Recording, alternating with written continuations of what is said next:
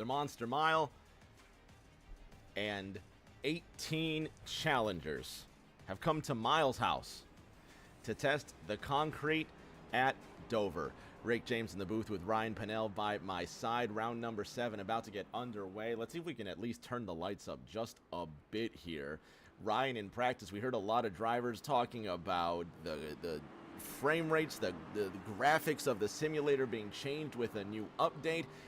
Lots of challenges with the green flag about to come out, buddy. 150 laps on offer. Ryan, we're racing at Dover.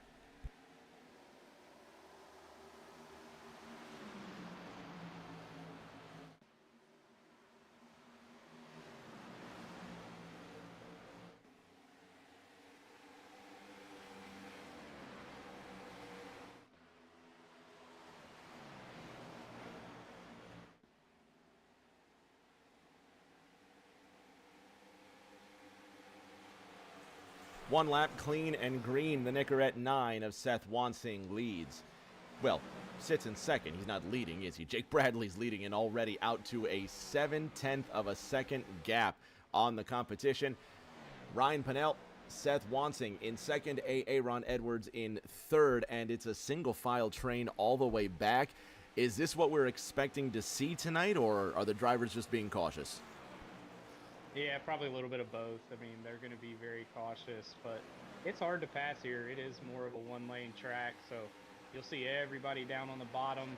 As the tires wear out, you may see some people move up a little bit, but yeah, it's going to be single file for most of this race, in my opinion. Quick laps, though. We were talking about that in practice. The drivers are going to be turning a lot of quick laps. So far, 22.62. Race leader Jacob Bradley in the 5.0 has that one down. And 1.3 seconds, the gap between him and the rest. He gives it a huge tail slide out of turn number 4. Ryan, we're going to see a lot of that too as well. Drivers with these massive tail whips with these Gen 4 cars just seemingly controlling what is a power slide out of 2 and 4. Yeah, it's tough to do too. I mean, these cars, especially like we see on exit, they just get really loose, but it's like a controlled loose, like you said. I mean, these drivers know what they're doing, but it's definitely a handful out there for them. Aaron Edwards with a mirror full of Nicorette green. Seth Wansing in the number 9. Monte Carlo wants a piece of that Camry. Let's go on board with Aaron.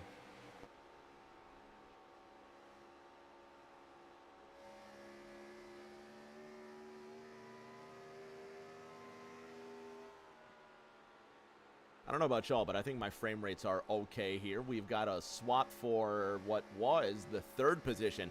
Now riding on board with Ethan Winters. Ryan, the Fanatec machine, easily scoots around the Nicorette car. These two rookies have impressed so much. We talked about it last week at Sonoma. We talked about it 2 weeks ago, I think 3 weeks ago at Martinsville. Aaron Edwards, Ethan Winters, running like veterans, man. Yeah, they really are. And I mean, again, Ethan Winters, you know, it's almost like we don't really talk about him much until the end, and he's there. This time, kind of flipping the script. He's up there running in 3rd right now early on, so we'll have to see what he can do on a long run here. That's really what I'm looking forward to, is a long green flag run and see whose tires are wearing out before others. The sweet and salty 29 Rhesus Chevrolet of Briley Wright now makes way for the Subway Sandwich Toyota Camry. Matt Seeger in the 16 Impala skates out of turn number 4, and he's going to tuck to the inside. And Ryan, you'd think that the inside line would have the advantage passing here, but it's almost like Seeger gets alongside of the 29, and he can't advance through the bottom line of the corner. It's almost like the middle to outside lane is where you want to be when you're defending the pass.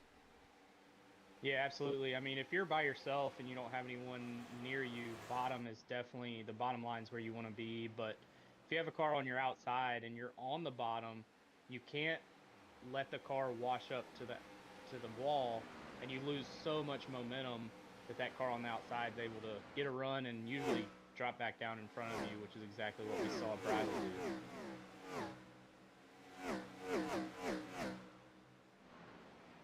12 laps underway, all clean, all green. No cautions so far in the 7th round of competition. If you just tuned in, you have not missed a thing. Dover Motor Speedway. And I was about to say Dover Raceway, but this thing has been called, hasn't this gone through so many name changes, Ryan? I think it was Dover Downs, then Dover Raceway, Dover Motor Speedway. Now, I think it's owned by the same company that owns Charlotte Motor Speedway and Texas and Atlanta. But it's gone over a lot of facelifts. But my favorite is the 46-foot tall monster Miles outside, and then I think don't you get like a little Miles the Monster trophy when you win here as well? That would be cool to have on your mantle.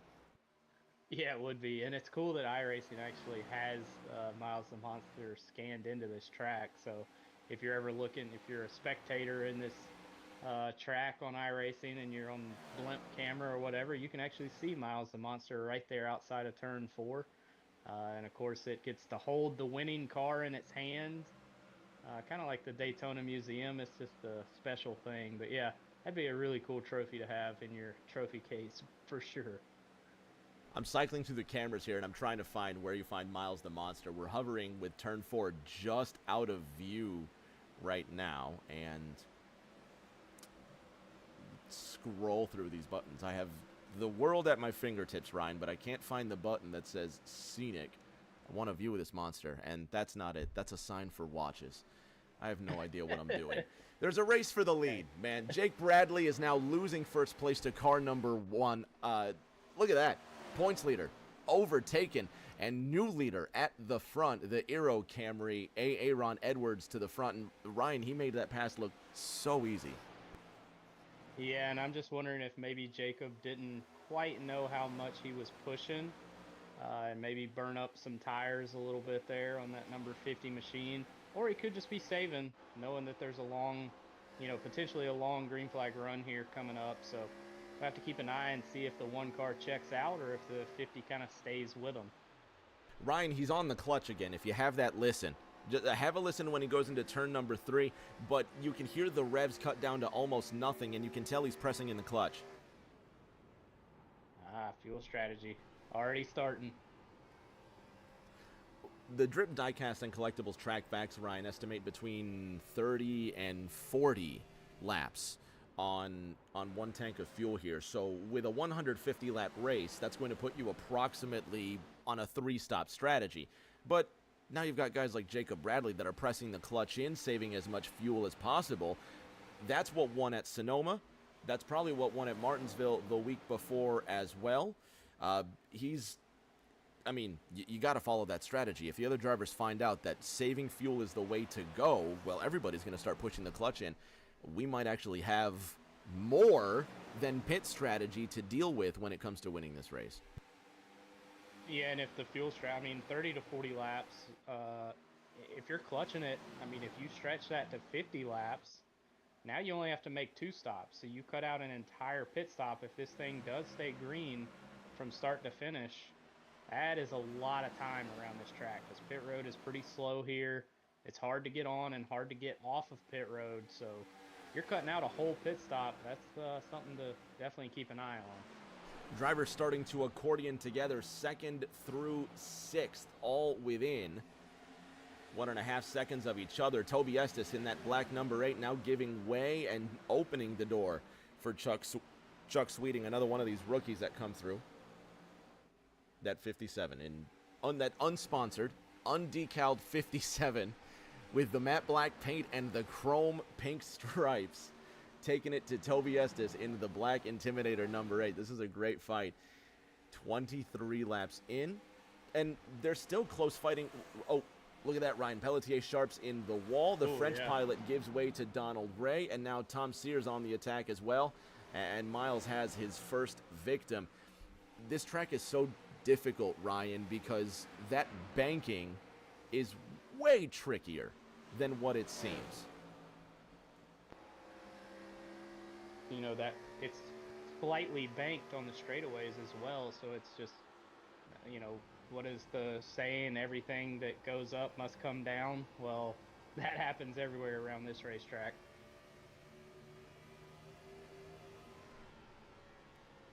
The 14 car continues to parade behind the 18. The French pilot slides up and then comes right back down in front of the Tropicana car.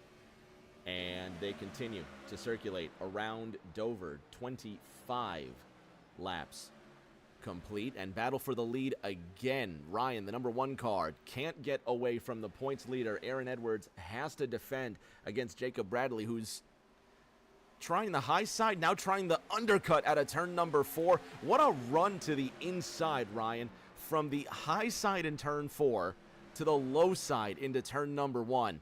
That was beautiful. Yeah, absolutely. And now you can kind of see maybe the 1 starting to try and save a little bit of fuel, because he definitely did not pull away. But now with these two side by side, you got 3 more that want to get up there and try and battle for the lead. Winters, Wansing, Seeger, the Georgia pilot in the Subway Sandwich Toyota sits in 5th. Let's go on board.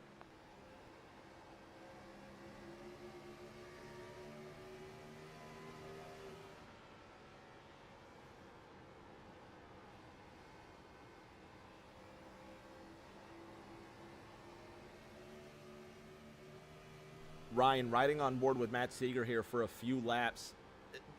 Describe why the racing line. We know that the racing line at Dover is tricky because you have to go from high to low all over the place. But as you look at Seth Wansing, the car does not settle coming out of the corner because it is so bumpy. Is that why it's so dangerous coming out of 2 and 4? Because that car is dancing up out of the corner? Yeah, for sure. The car really never settles throughout the entire corner. I mean, you're just trying to kind of diamond the corner almost, but you just have to be really careful, because when that car is coming off the exit, it's not like a normal track where it goes flat. There's still some banking there, so the suspension never really fully unloads, as you see. I mean, these cars are, it looks like they're sliding all over the place, but they're doing a great job of keeping them going straight. The 9 car continues to slide up and down that racetrack, but that's going to be it. That's going to be the entire race. And for me, I think the driver that holds onto the car the best, the driver that keeps it off the wall. I know it sounds like a cliche, but if you keep the car clean and if you just genuinely take care of the car, you'll have a chance to win this race. Landon's in the chat saying these cars have way too much power. They're never going to set, but that's also it as well. You're dealing with, what, 700 some horsepower under your right foot on a concrete track, by the way. Concrete having less grip than asphalt. Yeah, these cars had a lot of power back in the day, and you know, it was before the cutback that we have now in current NASCAR. And yeah, these cars were hard to drive. I mean, it's a whole different ball game than the next gen, and especially like you said, on a concrete track. You know, not a lot of those on the NASCAR schedule nowadays. It's a tough track. They've managed to keep it green so far, though. You got to be proud of these drivers. I want to know what in the world happened to Aaron Edwards, Ryan, because he was leading, what, just moments ago, it feels like. And now he sits in 5th, down 2 places from where he started. But let's go on board with the 1 and have a listen. Is he also saving fuel?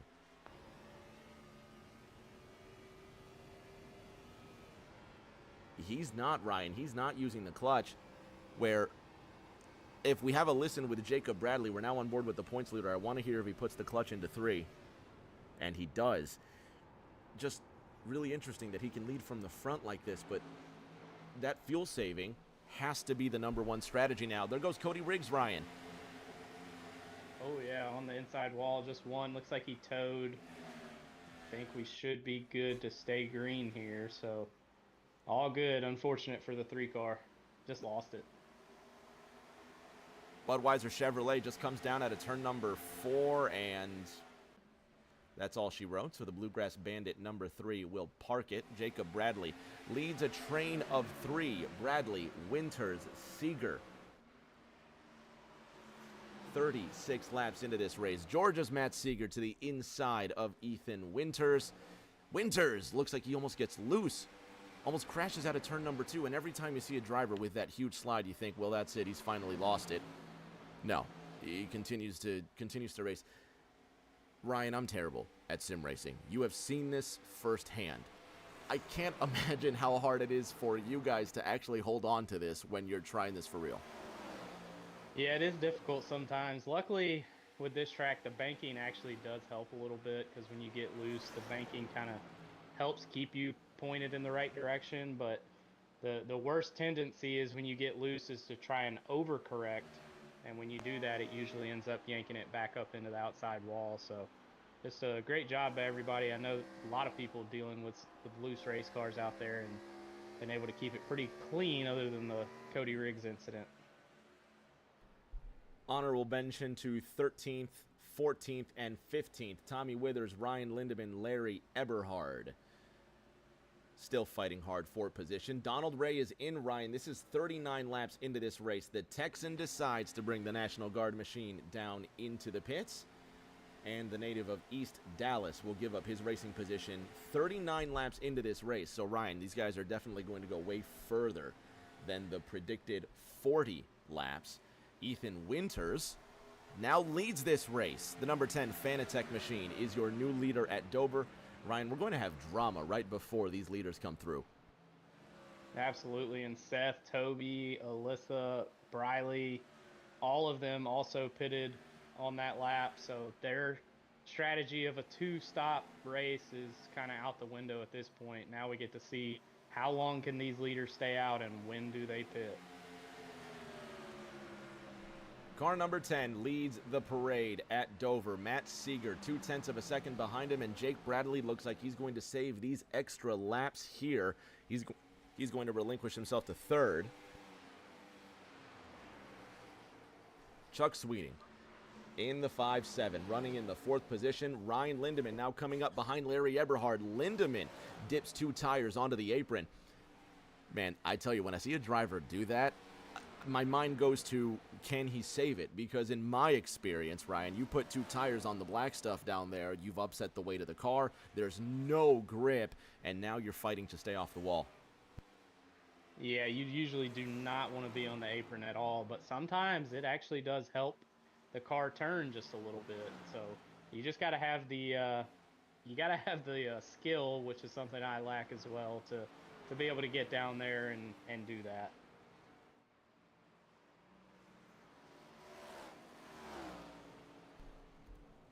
$16 pitting this time. That was almost huge. Talk to me. You say 16 pitting this time. We've got a gaggle of 4 cars coming. That's the leader, Jake Bradley, who's involved in this mess, Ryan. Yeah, I just saw the 16 get woed up way, way hard and almost made contact with the 10. Maybe we could take a look at it, but that was really, really close. This is Matt Seeger coming into the pits. Oh, look at that. That's Ethan Winters trying to come into the pits. Matt Seeger almost turns him. Almost, Ryan. That you're not kidding. That was extremely close. Chuck Sweeting coming in behind the 3 of them. Jake Bradley stays out, and the cars are blowing the predicted race pit window out of the water. 45 laps for the race leader. Tommy Withers also stays out in his Pittsburgh Penguins Ford Taurus. There's your drama. Remember when I told you 2 minutes ago there's going to be drama? There's your drama. Winters and Seeger now exiting pit road closer than when they entered, if that was even possible. And the what is that? 2 weeks in a row that the fuel counter's been off. I don't know. Maybe we need a new fuel counter. Well, I'm going to be honest. I guess every single time. I guess every single Fair enough. time. That's why it's wrong. If I bothered to test it, I might figure it out. No, I guess every single time. Matt Seeger gets around Ethan Winters, and he said, see ya. Hopefully that's going to be the last Seeger sees of the 10. Jake Bradley trying to lap Briley right. 47 laps about to be completed. Ryan, if he makes it to the magic 5-0, car 5-0, might be thinking 2-stop race. That's absolutely what he's thinking, and I think that Tommy Withers is also on that strategy, but he pitted on lap 46 coming to 47, so he's still got some saving that he's got to do. But this 50 car, yeah, I mean, even if he gets to lap 49, if you can save a little bit more, it looks like he's coming in. But I think he can do it on 2 stops. He came in flying. He shook that car to scrub off a couple of miles an hour on the way into the pits. We'll find out very shortly if he made it under the speed limit. Seth Wansing will now go around car number 50 to get his lap back, not take the lead. Jacob Bradley had lapped the entire field before he came in. Toby Estes in the number 8, a big winner on that pit stop cycle, Ryan. He came in on lap 39. He's now in 3rd right now, ahead of Alyssa Pelletier-Sharp, up 9 places from where she started this race. Donald Ray from Rockwall, Texas, behind the French pilot, rounds out the top 5. And now everybody starts to get their positions back. Jake Bradley finally comes out of the pits in the 11th position, but Ryan, he went 48 laps on fuel. He didn't make it to the magic 50. Quick math will tell you he's still on the 3-stop strategy, but I'm going to shut up here in a minute. I'm sorry, I've been taking all your time here, brother. I want to listen to the 50 car, and let's see if he puts the clutch in.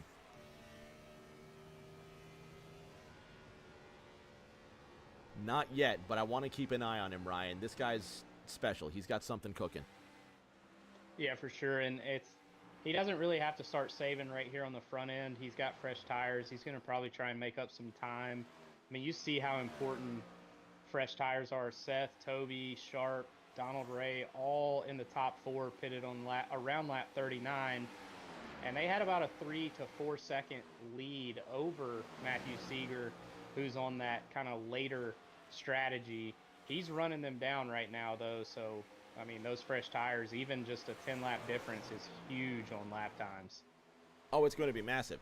Last time around, let's take a look. Where's car number 50? Jacob Bradley. He puts up, I'm looking at my charts here, 23-27 last time around for car number 50. Car number 9, 23-37, so it's a 10th of a difference. This time around, Ryan, Seth puts up 23-41, and I'll put $1 down that Jake Bradley goes purple here on these fresh tires. No, 23-32. So he's still chewing the time up down to the leader by about a 1/10 of a second, but that's going to make a difference over the next 40-some laps. Yeah, and I don't think he's pushing hard right now. He knows what he has to run. We have spotters in our ears that tell us what the leader runs, every lap. He knows exactly what he has to do. He may not be using the clutch, but just letting out of the throttle a little early, getting to the throttle a little late, you're saving fuel.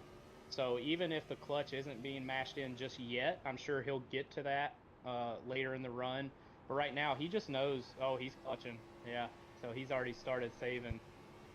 I didn't want to cut you off, but just as you were saying that in turn number 1, he absolutely pushed the clutch in. You see the needle go down to 0 and then just slam back up to the 8 and the 9. Oh, and a bit of a slide. Look at the hands, always working. Looking at him through the cockpit, Ryan, he's very busy in there, but there's the fuel strategy. That's what the projected race winner is doing from the word go. Clutch in every single time into the corner.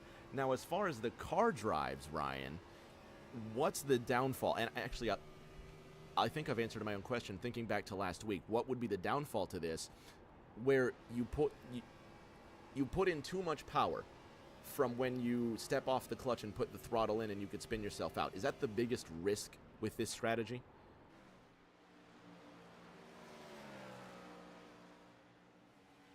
That when he lets off the clutch, the rear tires, all the power goes back to them, and it'll actually snap the car sideways.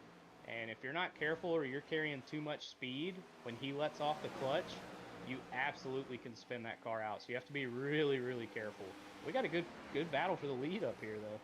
100%. I'm glad you said that because I'm sick of talking about Jacob Bradley's clutch. He's leading the points. He's got a shot to win this race. How about some action? Talk to me about Wansing and Seeger because I think the 16 has been creeping up. 16 way faster right now, so he'll be able to get to Seth. It's just going to be really hard to get around him, I think, but he has those fresher tires, so we got some green and yellow cars up here battling. Kind of cool paint schemes up here.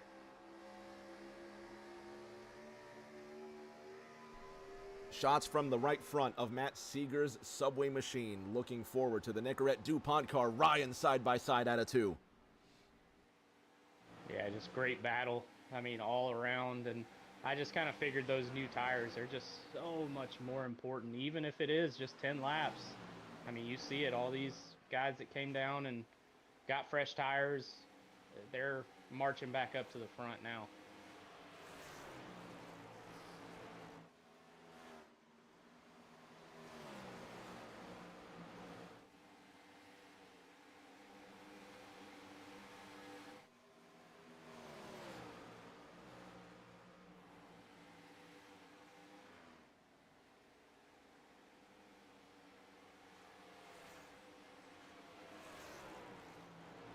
And I think I've been muted this entire time, Ryan, but man, Oh, 18 oh, just, oh, 18's around. You called it, Ryan. There it is. I'm screwing around with the microphone. Alyssa Pelletier-Sharp slides out of turn 2. Oh, she almost comes back up onto the racetrack. And no, we're clean and green. We're still moving along, man. 63 laps. Talk to me about the 18. What happened? I don't know if it was the 10 that got into her, but it looked like she just had to lift really hard, got a little upset, and then I don't know if it was the 10 that kind of finished her off, but I don't know. That was wild. One more look with car 62. This is Pelletier-Sharp, and she gets loose out of turn number 2, and oh, Ethan Winters gives her more than a hit to the backside. Have another look here. 10 car goes low, and the 18 gets loose out of turn number 2. So the 18 takes 1 hit. Then the 18's also extremely loose out of 2. And Winters, that second hit is what I don't understand. Let's go on board. Yeah, I just don't get that second hit. That's one. Because it's not going to do Ethan Winters any favors whatsoever to make further contact. Let's have a listen.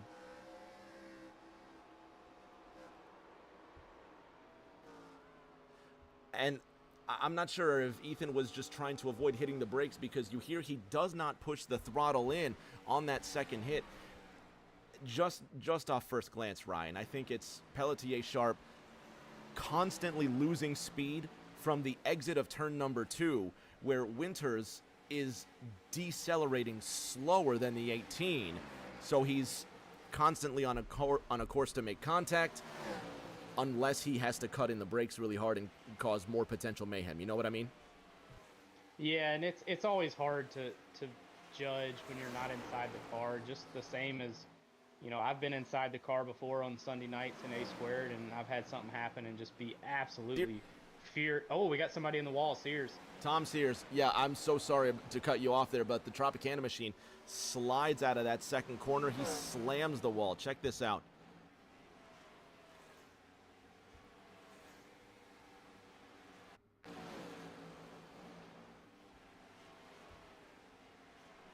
And Tom Sears just gets high out of that second corner. Ryan, I don't know if drivers are getting comfortable with their cars or if they're just losing a little bit of focus or maybe even grip. I don't know if they made contact at a turn number 2, but Tom Sears, he's going to have some damage now. Yeah, it almost looked like maybe a little bit of neck coat or something. I don't know. That was weird. You could see Toby actually backed off the gas. Looked like maybe to let Sears back around. I'm not sure if maybe Toby thought he did something wrong, but again, like I was just talking about, hard to tell in car what's happening around you. The man, the myth, the legend, the octogenarian from East Dallas, Donald Ray, ahead of Aaron Edwards, a tenth of a second. The gap, Aaron Edwards gets under the shadow of Ray's rear spoiler and almost makes contact. He checks up big time. Ryan, that opens the door for JB, Jacob Bradley, now to take a shot for 5th. Yeah, and I'm just wondering how far can Jacob Bradley go on this tank of fuel, because obviously now the number is lap 100. If you get to lap 100, you know, nobody was able to make it 50 laps, so if you hit on 100, you're going to have to do some serious saving to get to the end of this race.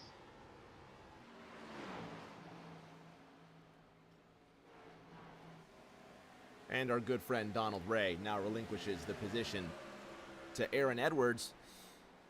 But, Ryan, that's a couple of laps now that I've seen drivers not checking up early enough or not checking up hard enough where they're making contact with the driver ahead. Now, it doesn't look intentional as Chuck Sweeting comes up to challenge for the lead, but is that something that you're used to seeing at Dover where you don't realize how quickly the driver ahead of you is slowing down?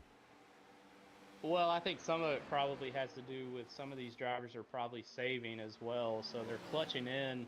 And obviously, you know, if you're clutching in and letting the motor and car just kind of roll through the corner and the guy behind you's full throttle, you know, there's going to be some serious difference in speed there. So I think that's what we're seeing a little bit just with different drivers trying to save some fuel to try and make it a one-stopper from here.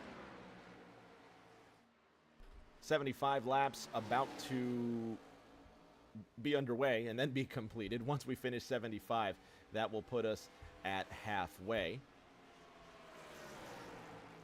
Matt Seeger leading, Chuck Sweeting behind him. Seeger's third year in Thursday Night Thunder. And the conversation continues, Ryan, about you know what. We're not going to mention it to not jinx him. But same thing happened last week, and I might have already jinxed him, so we'll see. Anyway, we're halfway through this race. Seeger leads, and Sweeting is right behind him, but this is one of only a few close battles. Toby Estes is back in, though, Ryan. I was going to say, everyone has stretched out, and for good reason. Come down here. I mean, if you're on the three-stop strategy, you got to come in early so that you can get those fresh tires and go out there and just haul butt to try and make up some time, because you know you have to make an extra stop. But you're also not, you don't have to worry about fuel. You know, you're going as fast as you can. You're not clutching. So it's just, we'll have to see speed or strategy. What wins tonight? The Subway Machine leads by half a second over the 5-7 Chuck Sweeting. Seth Wansing in third by some distance, 5 seconds away from the top two. Ethan Winters closing in. And if we compare them over the last 5 laps, Ryan, Ethan, 3 out of the last 5 has been quicker than Seth and starts to get dialed in. But take a look at 5th. The leader, Jake Bradley. 5 out of the last 5 laps consistently closing in. And like you said, Ryan, you've been on this topic all night because it matters. The tire life and the wear is what's going to keep Bradley flying during this pit stop cycle. Absolutely, and 9 cars pitting this time. So it looks like pit road, I think the 5 was in as well. So pit road's going to start getting busy. But now the 50, we'll have to see how long does he stay out. Does he try and push it to 100? Or does he come down and get tires and kind of get back in sync with these leaders on this strategy? The pride of Kansas City, Missouri, Seth Wansing, with 2 A-squared championships under his belt, brings the Nicorette machine down into the pits. And the pride of Tampa, Ryan Lindemann, in the TransStar diesel machine.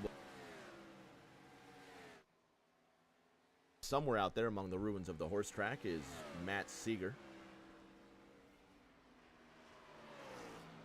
Toby Estes went green, Ryan. New tires, track's getting quicker. We've got, what, 70 laps to go if my math is right?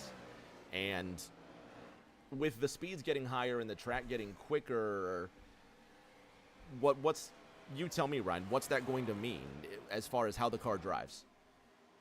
Well, it's going to be easier to drive with, you know, all the rubber being put down. But one thing that we got to worry about now, since everyone's spread out and on different strategies, we could have a caution, because there's going to be people that are way faster than cars in front of them. And if they don't get checked up in time, could cause a spin. I've seen a couple out there, the 18 almost got into the 1. And we're going to see that a lot here with this different tire strategy out there right now. You saw that too. I saw a couple of those blue cars get side by side, and I thought to myself, here we go. Chuck Sweeting decides he's going to bring in his 57. Shout out my man Chucky. Like Larry Eberhard, Ryan, he minds his own business. He gets the work done on the racetrack, and he's been standout all season long. Love that 5.7. He's going to come down into the pits for tires and fuel. At the front, though, Ryan, it's all Seeger all day. Yeah, we need to get the 57 some sponsors. So I might send him a DM, see if he wants to, get a sponsor or something. That thing would look real bad if it had a couple sponsors on that thing. It's good. Let's talk to Chuck Sweeting here after the race is over. Let's say, Chuck, we're going to get you some sponsorship. We're going to make you a great race car here. We'll take a page out of Tommy Withers' book, and we'll make him a race car based on his favorite team as the Pittsburgh Penguins Ford Taurus slides into position number 6. The Season 4 champion, Thomas Andrews, with a little front end damage. Ryan, is that going to do much for the aero of the car, that small crinkle in the front bumper? Yeah, it'll do more than you think here at Dover. I mean, it'll definitely make the car handle a little different. It's not like Martinsville where you can get away with it, but yeah, it'll definitely affect it a little bit. But I'm telling you, if this thing stays green, keep an eye on Tommy Withers. He has slowed his pace up very, very, very slow than what he was running, but it's for a reason, because he is in 4th right now, and he has been pushing the fuel. He made it to about 47 that first run. I think he's trying to set this thing up, and may not have enough speed, but I think he's trying that strategy right now. It's the best hand he has. He tried it last week at Sonoma as well. He got the timing right, but again, the speed was off. But he's only going to get better. If he continues to race at it, and I'm sure if he knocks on Jacob Bradley's door and asks, what are you doing to, save so much fuel, he might get a little bit of help. But that 6 car is getting better at the fuel game. There's a few guys that have the knack for this, and if Withers starts to save fuel like Jacob Bradley, you better watch out. He last pitted on lap 45. Jacob Bradley last pitted on lap 48. Landon in the chat saying he is the king of fuel saving. Again, Ryan, 100 is the magic number. Last pitting on 48 and 45. Bradley might get there. I don't know if Withers can. Yeah, Bradley was pushing pretty hard on this last run, but I mean, he's good at saving too. I mean, but Withers really slowed his pace down on this run. I think he's going to try everything he can.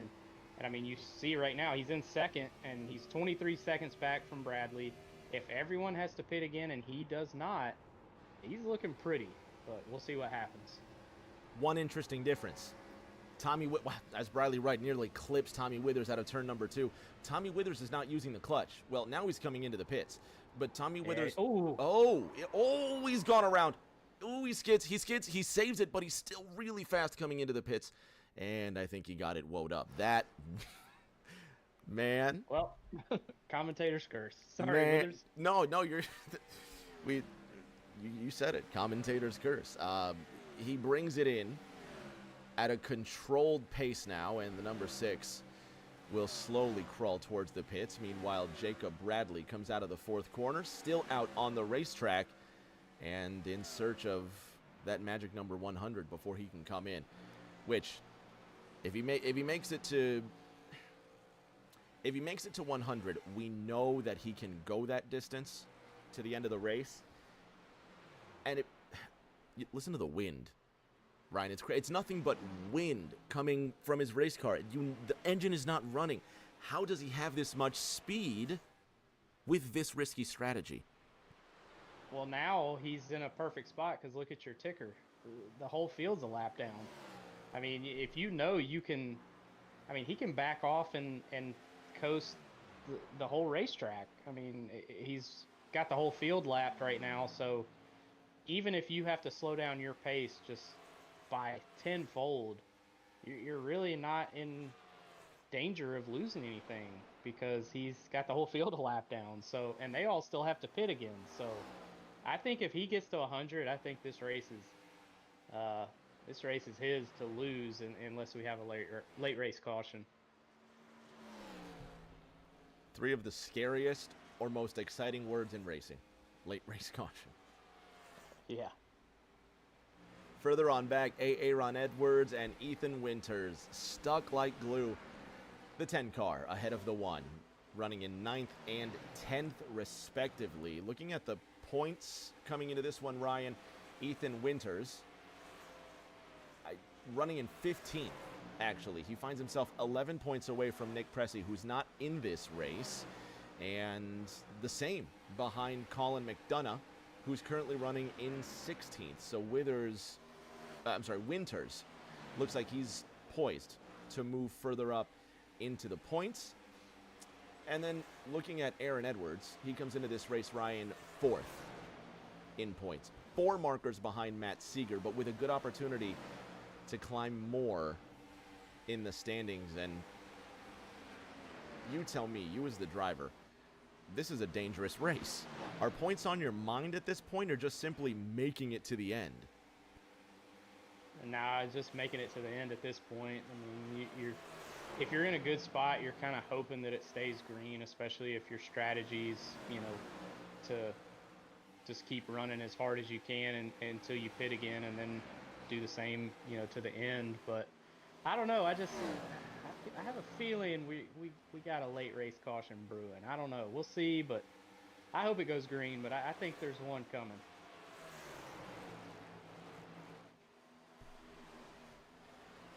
Bradley's in.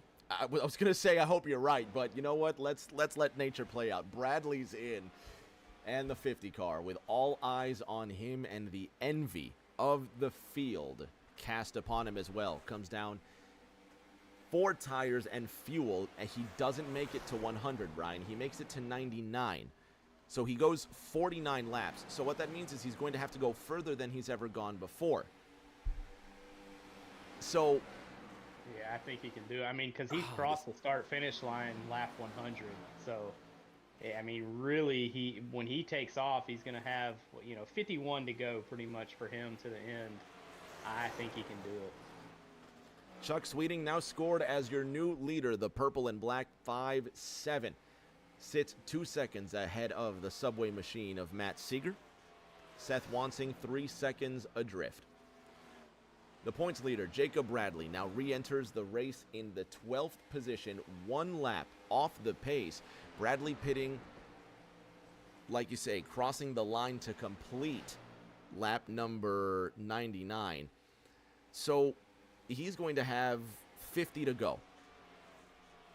Let's fire up the pit chart, Ryan. I want to see here on stint length. So on his first stint, Jacob Bradley, well, he's not in the top 10, so we can't see. But on his first stint, Jacob Bradley went, 48 laps. He went 49 laps. Is that right?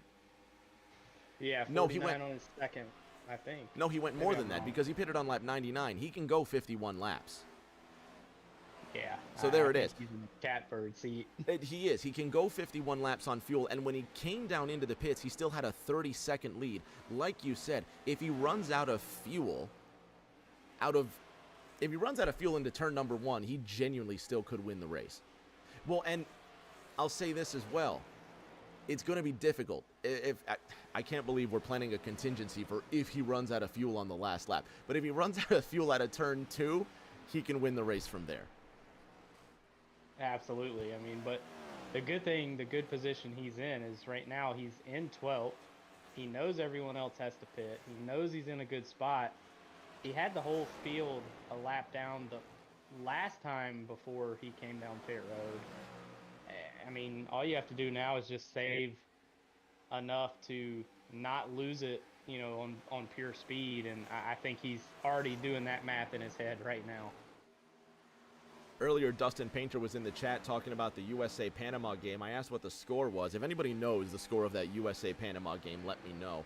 We've got fewer than 50 laps to turn at the Monster Mile. If you just tuned in, caution-free. Since we started this race, Donald Ray's in the wall, and he will stay glued to the wall to allow Tommy Withers to go by him undisturbed. Classy move by Donald Ray. Toby Estes moves into 5th, Ryan. He's been climbing. Yeah, he was probably the first car to pit on that last pit cycle, so he made up a lot of ground, but now he's losing it as you see the 1 go around him, and the 10 probably going to follow suit here as well. So he pitted on lap 75. His pit stop lengths, stint lengths, are different. Take a look at Toby Estes. And Well, that's absolutely broken there because he says he went 75 laps on that stint. That doesn't work. Anyway, he pitted early. We know this. I think he came in around lap 39, and then he went in on lap 75, which is another 35-ish laps.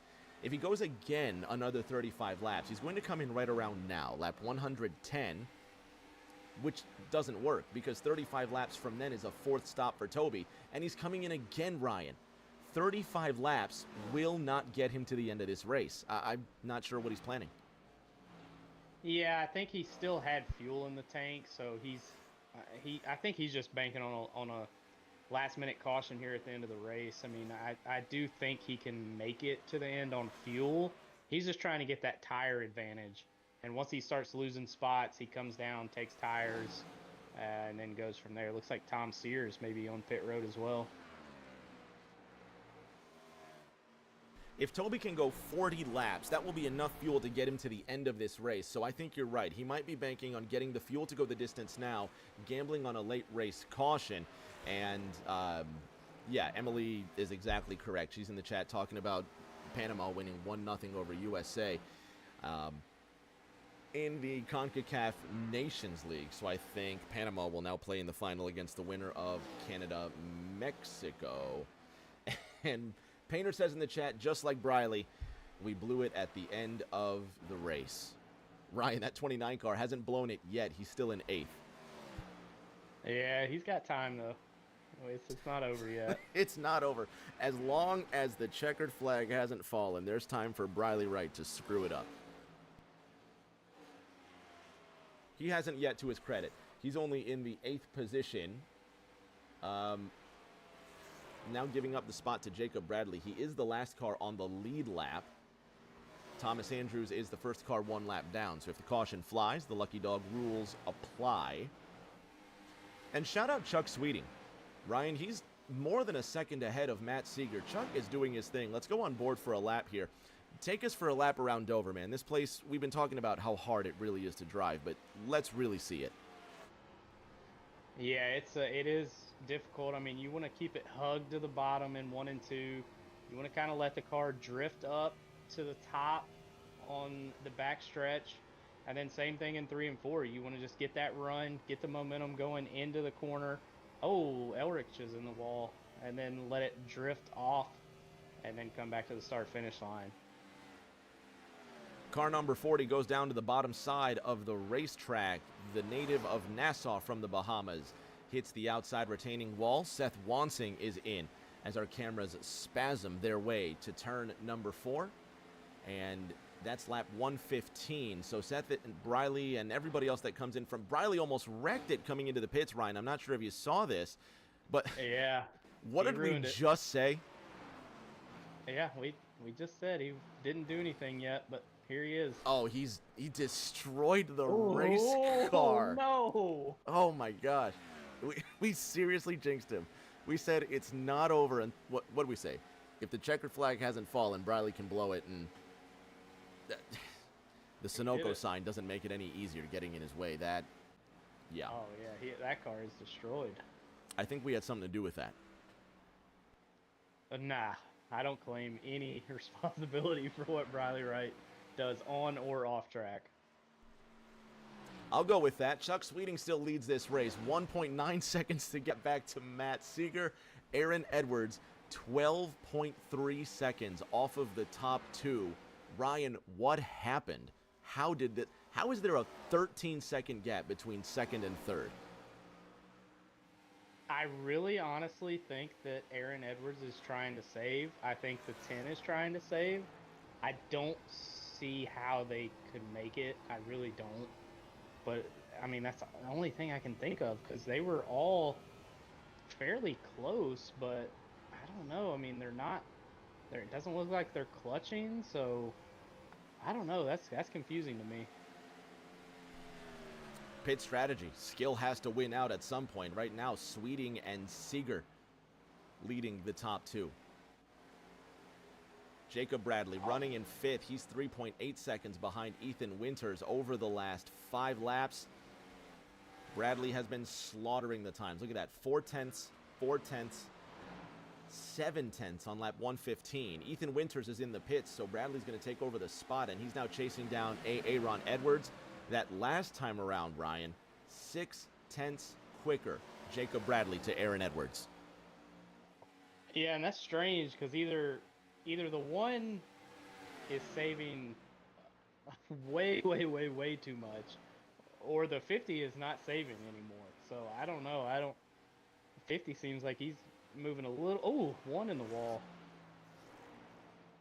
Aaron Edwards keeps it pushing. He does have a little bit of damage there, just a bit of a dent. Matt Seeger is in. Chuck Sweeting stays out. Jacob Bradley knows that they have to come in again. Jacob Bradley's I was going to say the only driver. He's not.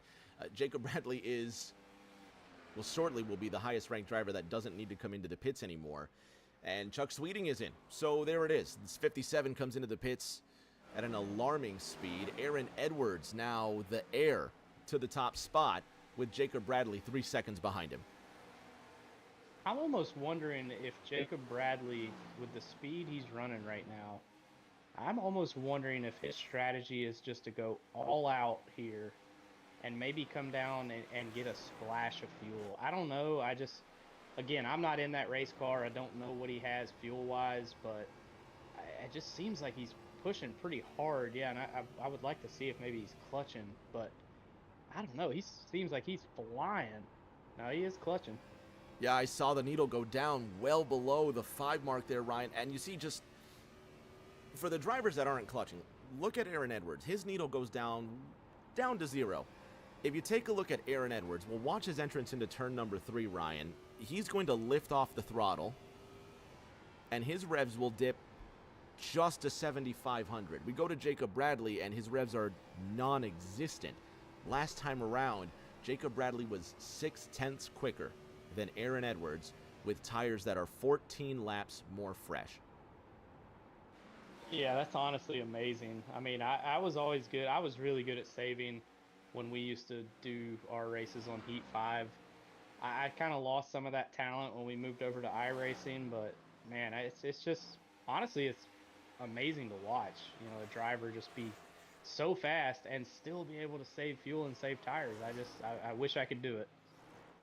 Quarter on the board, 24 to go. Next time by, the lead goes Edwards, Bradley, Tommy Withers in third, who pitted on lap 90. He still has a pit stop remaining. If the caution comes out, he's sitting pretty, but that's going to be the V card right there for the Penguins machine. He needs that yellow to come out. And just for the sake of the drama, that late race caution would be really sweet right around now. Well, you say that, but I mean, if a late race caution comes out right now, you got 3 cars on the lead lap, so it definitely would bunch everybody back up, but it would kind of be wild because you'd have 3 cars battling for the win and everybody else a lap down. So I'm sure some people would probably try and take wave rounds, but it looks like maybe they'll keep it green. We'll see. Would not be uncommon in TNT. 22 to go this time by. Aaron Edwards will relinquish the lead for the pits, and the points leader Jacob Bradley with a 27-second advantage to Chuck Sweeting, who is a lap off the pace, comes in. And Ryan, a bit of TNT history. The last time we raced here was season 6. The last time before that was season 4. Do you know who won that race? I have no idea. Your cousin, Cody Pinnell. Do you want to know the gap? How about that? A whole lap. I don't know. No, that was Bristol. He lapped the entire field. He won the race by one entire lap over the whole field in season 4. And 6 seasons later, Jacob Bradley looks to mirror your cousin and win in similar fashion. Chuck Sweeting is 23 seconds off the pace, as is Matt Seeger, though, so I don't think it's going to be as impressive. Listen to me trying to take away from Jacob Bradley like he's not just completely dominated this race. Well, he can't lap the entire field. How good is he? No, Jacob Bradley's unbelievable. But check out this battle for second, though. Hey, go ahead, Ryan. No, yeah, I was just saying, I'm kind of curious. Let's keep an eye on these intervals here, because with 20 to go, Chuck and Matthew now have enough fuel and have fresh tires. They're going to be able to haul the mail here. can they get to Bradley before the end of this race? This is going to be interesting to watch. Last time around, Chuck Sweeting was quicker than Jacob Bradley by 1.26 seconds. Ryan, he comes across the line here to complete lap 131, and he's 1.1 seconds quicker than Jacob Bradley. At the current rate, he might just be there. They'll be close. The gap is 20 seconds now. You just saw it in the top left-hand corner. The gap is now below 19 seconds. It's 17 to go this time by. Chuck Sweeting has to average about 1.1 seconds faster, and he is doing so. Ryan, you know the second half of what I'm about to say. It's one thing to catch him. Another thing to pass him. It's another thing to pass him. Half a second between Sweeting and Seeger. If I'm Matt Seeger, don't push the issue. Stick with the 5.7, because the 5.7 is your chance to win this race. If you can stick with the 5.7, you know you'll be there at the end because the math says so. But Chuck Sweeting is on a rail. Man, that 5.7 impressed me so much today. Absolutely, and he is making up time. I mean, didn't make up as much time that lap because of some lap traffic. Tom Sears luckily stayed out of the way. But I'm telling you, if the pace continues how it is, that 57 is going to be on Jacob Bradley's rear bumper, probably with 1 to go. This might be more interesting than I thought, at least.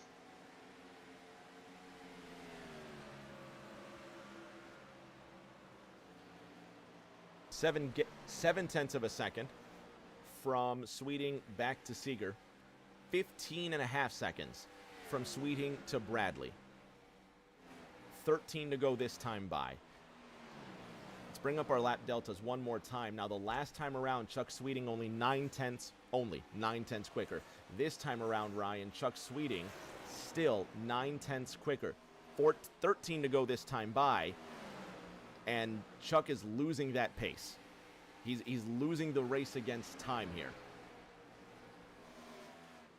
Yeah, I mean, he's pretty much got to have a second per lap at this point to get to Bradley. But again, that doesn't mean that Jacob Bradley may back off the pace here because he's got to save more fuel, only 7 tenths that lap. So, yeah, he's got to pick up the pace if he wants to get to that 50 car. You hear the wind coming through that 50 car. He is on the clutch. So we know he has to save because there's no other reason to be on the clutch if you don't have to save fuel. He cuts it to that finite minimum just every single time, but he's so good at it. 11 laps to go this time by, and he can see the numbers now. 8 tenths was the gap last time. Chuck Sweeting losing the race against time, and he needs to be a second or more faster than Jacob Bradley to have a shot at winning. Ryan, he's got to wait for my 3 favorite words according to the math. He's got to wait for the late race caution. 1:0 to go and 9 at the line. It's advantage Bradley. Yeah, it's just he's about a second off right now. I mean, with 10 to go, maybe more than a second off. I mean, he's going to be right there. I just don't think he's going to have enough. But the 50 could run out of fuel. We don't know. You know, now that he's got a little bit of pressure, he can't quite go as slow as he did that second run. So, you know, it could change coming to the white flag. 8 to go next time by. Donald Ray and Aaron Edwards are going to do battle. The National Guard number 5. Now gives up the position to the Eero Camry, and that's going to put Edwards in 7th. Toby Estes up 3 places from where he started. He's in 6th.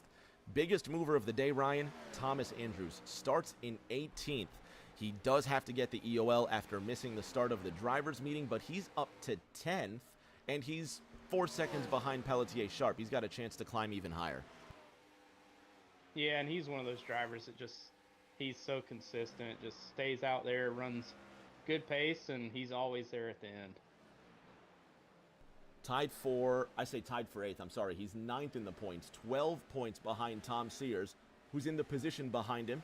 Progress is progress, and next week we're going to Tom Sear's favorite track, Ryan. We're going to the Lady in Black, your home track as well, as you know the area very well. In fact, you and I have both been to that race. I think I have a picture of you and I at Darlington, actually.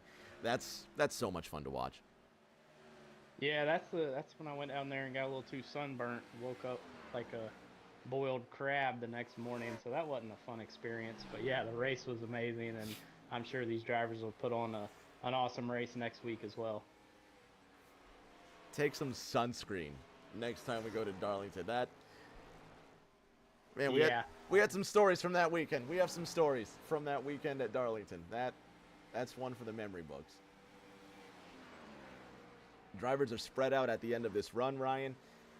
150 laps about to be complete at Darlington, and we've just crossed past the hour mark. Jake Bradley has an 8-second lead to Chuck Sweeting, and unless the 50 car loses it all now, as the clouds cover Darlington in heavy fashion, it's his race to lose, as we've been saying for an hour now. yeah, gotta love this new iRacing lighting. When the clouds come out, it almost looks like it's about to rain, honestly. So I really like the new lighting. But yeah, this 50 car, I think at this point now you can just coast. You know, with only 3 to go, you're 8 seconds ahead. Just make it to the finish. Aaron Edwards trying to make it to the finish in one piece, but he's now on the outside of Toby Estes trying to fight him for the 6th position.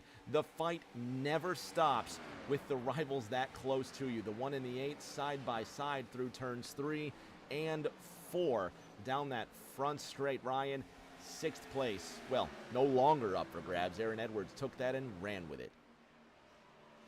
Yeah, Toby's just on the older tires, so he's struggling right now. And one car made a really good pass there. Could have been bad, but avoided it. Larry Eberhard doesn't have the fuel to make the distance. Car 96 will come in as the white flag is out. Jacob Bradley undoubtedly has the fuel, and if he doesn't, he can coast on fumes to the end. It will be the points leader's 4th win this season in Thursday Night Thunder, and the hits keep on coming for car number 50. The lead gets bigger and the rich get richer. Jacob Bradley out of turn number 4 wins at Dover. Thomas Andrews has caught Alyssa Pelletier sharp. Ryan, 2 more corners for 9th place. Yeah, I think he can get her here. He's got to get a good run, but I just don't think he had enough there. Pelletier sharp with a shake out of turn number 4. She beats Thomas Andrews to the line by 1/10 of a second. Jacob Bradley, I don't know if he's got gas left in the car. Well, he's got enough gas to come to the front and possibly do a burnout and entertain us. You know he saved enough fuel for at least a little bit of a burnout.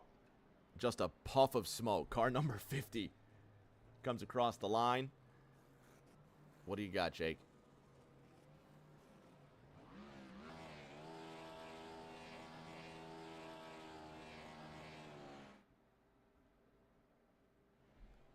Everybody will gently come on down into the pits. Jake Bradley will burn the house down in celebration. Win number 4. We're going to talk to Jake, Chuck, Matt on the podium in just a moment.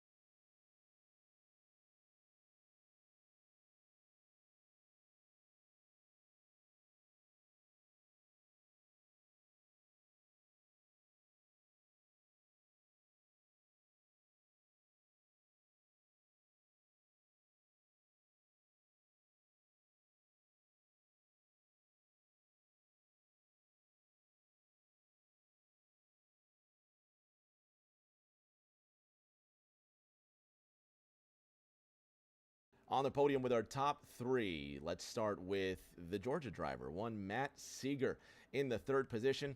Shotgun. We talked about it as we talk about it when you have a chance to win the race. A podium position is not bad at all, aside from the obvious, where we know Jacob Bradley was dominant. What more did you need? Because you're not far off from the lead pace. Yeah, I think that certainly it wasn't a bad effort tonight. I mean, there were some things that I could have done better. I could have got through lap traffic a little bit better, and then the last two pit cycles, I could have saved my right front a little bit better. The line that I was running through one kind of went away as the race went on, so I was kind of struggling to find a line that worked for me through one and two. But I mean, definitely can't be mad about that result. I mean, if we keep bringing speed like that, eventually we're gonna have something to say for one of these wins. So I'm proud of the effort tonight. We're proud of you, man. Third place tonight at Dover at what was a very difficult track as well. Let's make zero mistake. You're second in the TNT points right now, headed next week into Darlington. Congratulations on the bronze. Thank you, sir. Congrats, Jacob. Ryan, you've got our silver medalist. Absolutely, Chuck. Great race overall. Tell us about your race. I mean, and then I want to get into that last late run, but how did your race go overall? It was pretty good. I kept burning the right front off the first half of the race, and I got a little bit better toward the end there, but I don't know, I just wasn't fast enough. I didn't have the right strategy tonight, so congrats to him. But it's an awesome race. It's so good to race with clean drivers and not have cautions every 5 laps, so it was a lot of fun. Yeah, that last pit stop, you came back out, you know, got around the 50, you were making up a lot of time. We were kind of watching it. Did you think you had enough to catch them? It was close, but it's not quite enough. But what could you do different to try and get to him there at the end? Yeah, I thought maybe he would have to save and I could catch him a little bit quicker than what I was, but apparently underestimated his fuel saving there, so he had a huge lead at the end there, even probably saving a little bit, I'm assuming, but I don't know, I had the wrong strategy. To have the right strategy would have been the way to win it. That's what happened tonight, so you live and learn, and try to do better next time. Absolutely. Well, a good race for you. And me and Rick were talking. We're gonna try and get you some sponsors for that number 57 machine.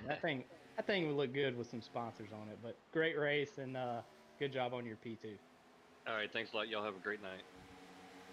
All right, Rick, you got the winner. We got the winner. My man Chucky is going to be unofficially fourth in points, headed into Darlington. And let's talk about it. Car 5-0, 4 wins this season. One Jacob Bradley with the dominant win at Dover. Jake, last week at Sonoma, this week at Dover, without any slight whatsoever, I mean this literally, the clutching, putting the clutch in, saving the fuel, has been your race-winning strategy 2 weeks in a row, and look at how it pays dividends for you. It's unbelievable. Yeah, I like to be good at my fuel saving ability, and it takes a lot of practice letting the clutch out and not spinning the car out.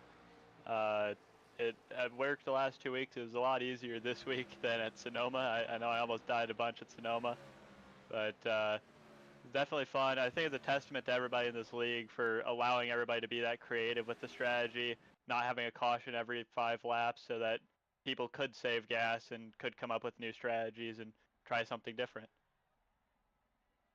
Talking about something different, Ryan, we were talking about the iRacing updates here and being able to drive into victory lane. And car number 50 parked in victory lane with 1 or 2 photographers just taking their lonely shots of the 50 car. Next week at Darlington, Ryan, you got any advice for our points leader? He's going to be 39 points ahead of Matt Seeger.